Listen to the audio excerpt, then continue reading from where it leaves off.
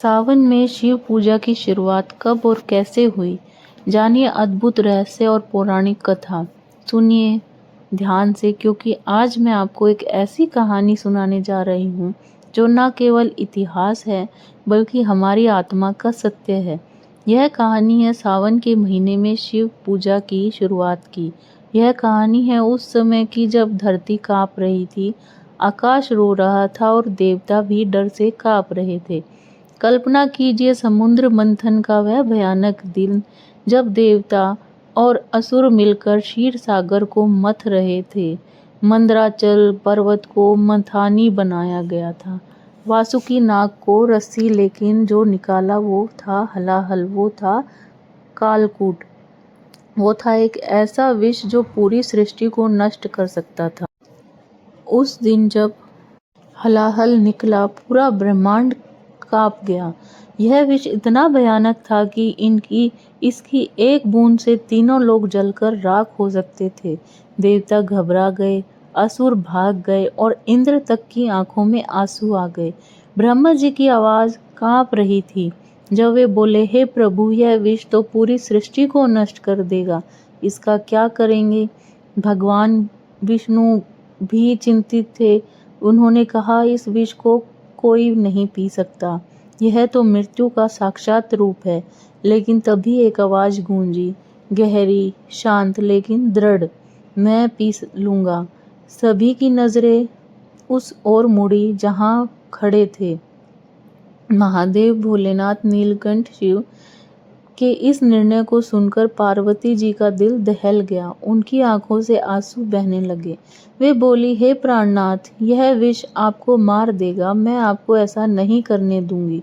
लेकिन शिव जी ने अपनी प्रिया को समझाया, हे भवानी, यदि मैं नहीं पीऊंगा तो पूरी सृष्टि नष्ट हो जाएगी।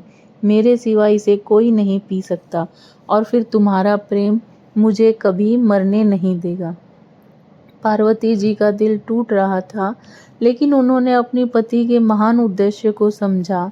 उन्होंने कहा, यदि आप यह विष पीने पर आग्रह कर रहे हैं तो मैं आपके गले को अपने हाथों से दबा दूंगी ताकि विष पेट में न जाए। और फिर वो क्षण आया जिसे देखकर पूरा ब्रह्मांड सांस रोककर खड़ा हो गया। महादेव ने हलाहल को अपने हाथ में लिया। विष इतना भयानक था कि हवा में ही धुआं उठ रहा था। शिव जी ने विष को मुंह में लिया और तभी पार्वती जी ने अपने कोमल हाथों से उनके गले को दबा दिया। विष गले में ही रुक गया, न ऊपर जा सका न नीचे। विष के प्रभाव से शिव जी का गला नीला हो गया। उस दिन से वे नीलकंठ कहलाए। लेकिन यह नीलाहट केवल रंग नहीं थी, यह थी त्याग की निशानी, यह थी प्रेम की पहचान, यह थी करुणा का चिन्ह। लेकिन कहानी यही नहीं समाप्त होती। विष के प्रभाव से महादेव का शरीर जलने लगा। गर्मी इतनी थी कि उनके शरीर से धुआं उठ रहा था। पार्वती जी देखकर व्याकुल हो गई। तभी आकाश से मेघ गरजे, बादल घिराए और शुरू हुई मूसलाधार बारिश। यह वही सावन का महीना था। प्रकृति खुद महादेव की सेवा में लग गई। देवता समझ गए कि यह कोई साधारण बारिश नहीं है, यह है प्रकृति का प्रेम, यह है सृष्टि का कृतज्ञता भाव, यह है उस महान आत्मा के लिए जिसने सबको बचाने के लिए अपनी जान दांव पर लगा दी। इंद्र सबसे पहले आगे आए। उन्होंने कहा कि हे महादेव, आपने हमारी रक्षा की है, अब हमारा कर्तव्य है कि हम आपकी सेवा करें। तभी देवताओं ने मिलकर शिव जी का अभिषेक किया। गंगा जी का पवित्र जल, दूध, दही, शहद, घी सब कुछ शिव जी के ऊपर डाला गया। बेलपत्र चढ़ाए गए, धतूरा अर्पित किया गया। ब्रह्मा जी ने कहा, हे महादेव, आज से हर सावन में आपकी इसी तरह पूजा करेंगे। यह हमारे महान बलिदान की स्मृति में होगी। वो दिन सोमवार का था। चंद्रमा शिव जी के मस्तक पर विराजमान थे और उनकी शीतलता से महादेव को राहत मिल रही थी। तभी से सावन के सोमवार को विशेष महत्व दिया गया। चंद्रमा ने कहा कि हे प्रभु, मैं हमेशा आपके मस्तक पर रहूंगा और आपको शीतलता प्रदान करूंगा, और हर सावन में भक्त मुझे देखकर आपकी पूजा करेंगे। गंगा जी ने भी वचन दिया, हे नाथ, मैं आपकी जटाओं में बहती रहूंगी और हर सावन में मेरे पवित्र जल से आपका अभिषेक होगा। लेकिन सबसे पहला और सबसे कठिन व्रत माता पार्वती ने रखा। उन्होंने संकल्प लिया कि जब तक महादेव का शरीर सामान्य नहीं हो जाता वे अन्न जल नहीं लेंगी। पूरे सावन महीने माता पार्वती ने निर्जला व्रत रखा। वे दिन रात शिव जी की सेवा में लगी रहीं। उनका यह व्रत इतना पवित्र था कि देवता भी आश्चर्यचकित हो गए। ब्रह्मा जी ने कहा कि हे देवी, आपका यह व्रत सच्चे प्रेम का प्रमाण है। आज से हर सावन में स्त्रियां आपकी तरह व्रत रखेंगी और अपने पतियों की लंबी आयु की कामना करेंगी। विष पीने के बाद महादेव के गले में जो जलन हो रही थी वह असहनीय थी। तभी नाग देवता आए। वासुकी नाग ने कहा कि प्रभु, आपने हमारे कुल की वासुकी को समुद्र मंथन में उपयोग होने दिया। अब हमारा कर्तव्य है कि हम आपकी सेवा करें। तभी नाग देवताओं ने मिलकर शिव जी के गले में अपनी शीतलता से उन्हें राहत दी। तभी से शिव जी के गले में नाग विराजमान है। शेषनाग ने कहा कि हे महादेव, हर सावन में नाग पंचमी के दिन लोग हमारी भी पूजा करेंगे। यह आपके साथ हमारे संबंध की याद में होगी। महादेव के इस महान बलिदान को देखकर उनकी आंखों से आंसू बहे, लेकिन यह आंसू दुख के नहीं बल्कि करुणा के थे, संसार के लिए प्रेम के थे। जहाँ जहाँ ये आंसू गिरे वहाँ वहाँ रुद्राक्ष के वृक्ष उग आए। रुद्राक्ष के बीज में वही शक्ति थी जो महादेव में थी। तभी से रुद्राक्ष को सबसे पवित्र माना गया। सावन में रुद्राक्ष पहनकर शिव जी की पूजा करने से विशेष फल मिलता है। कहते हैं कि जब महादेव ने हलाहल पिया था तो पृथ्वी पर जो बूंदें गिरी थी वह धतूरे के पौधे उगाए। धतूरा भी विषैला होता है, इसलिए शिव जी को यह प्रिय है, क्योंकि इसमें उनके विष को सहन करने की शक्ति है। तभी से सावन में धतूरा चढ़ाने की परंपरा शुरू हुई। धतूरा चढ़ाने से महादेव प्रसन्न होते हैं, क्योंकि यह उनके त्याग की याद दिलाता है। विष के प्रभाव से बचने के लिए महादेव ने भांग का सेवन किया था। भांग में ऐसे गुण हैं जो विष के प्रभाव को कम कर देते हैं। तभी से भांग को शिव जी का प्रिय माना गया। सावन में भांग का प्रसाद चढ़ाने से महादेव की विशेष कृपा मिलती है, लेकिन यह केवल धार्मिक भावना से नहीं किया जाना चाहिए कि मनोरंजन के लिए। विष के कारण महादेव के शरीर में जो जलन हो रही थी उसे शांत करने के लिए निरंतर जल अभिषेक किया जा रहा था।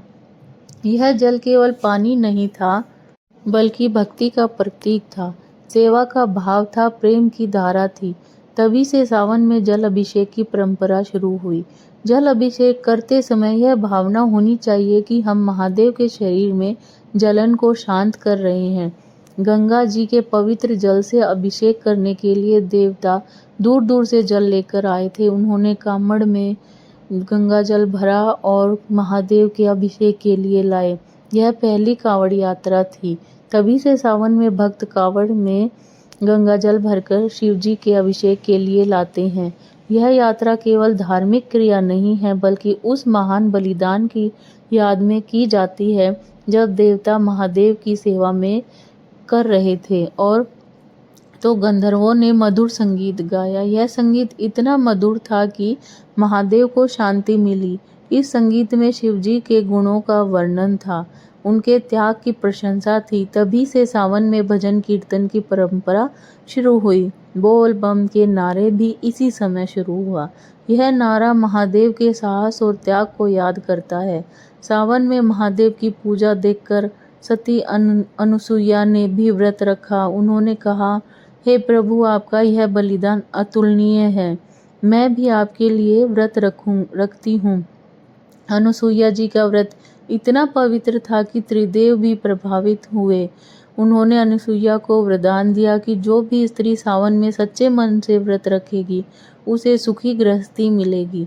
सप्त ऋषियों ने भी महादेव के सामने प्रार्थना की। उन्होंने कहा, हे महादेव, आपका यह कार्य धर्म की रक्षा के लिए है। हम भी आपकी सेवा में सहयोग करना चाहते हैं। सप्तऋषियों ने मिलकर महादेव के लिए यज्ञ किया। इस यज्ञ से जो धुआं निकला उसमें औषधीय गुण थे जो विष के प्रभाव को कम करते थे। तभी से सावन में धूप दीप जलाने की परंपरा शुरू हुई। सावन के महीने में प्रकृति भी महादेव की सेवा में लग गई। वृक्षों ने अपने पत्ते गिराए ताकि महादेव को छाया मिल सके। नदियां तेज गति से बहने लगी ताकि अभिषेक के लिए पर्याप्त जल मिल सके।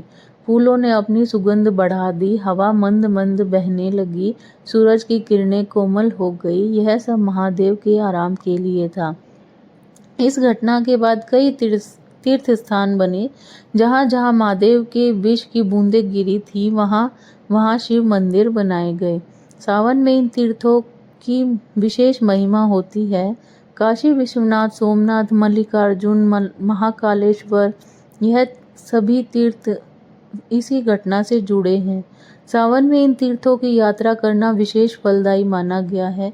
देवताओं ने महादेव की पूजा के लिए षोडशोपचार 16 प्रकार की पूजा की। इसमें आवाहन, आसन, पान, आधर्य, स्नान, वस्त्र, यज्ञोपवीत, गंध, पुष्प, धूप, दीप, नैवेद्य, आचमन, तांबूल, आरती और विसर्जन शामिल था। यह पूजा विधि आज भी सावन में की जाती है। यह केवल रस्म नहीं है बल्कि उस महान पूजा की याद में की जाती है जो देवताओं ने की थी। विष के प्रभाव को कम करने के लिए देवताओं ने मिलकर ओम नमः शिवाय का जाप किया। इस मंत्र में इतनी शक्ति थी कि विष का प्रभाव धीरे धीरे कम होने लगा।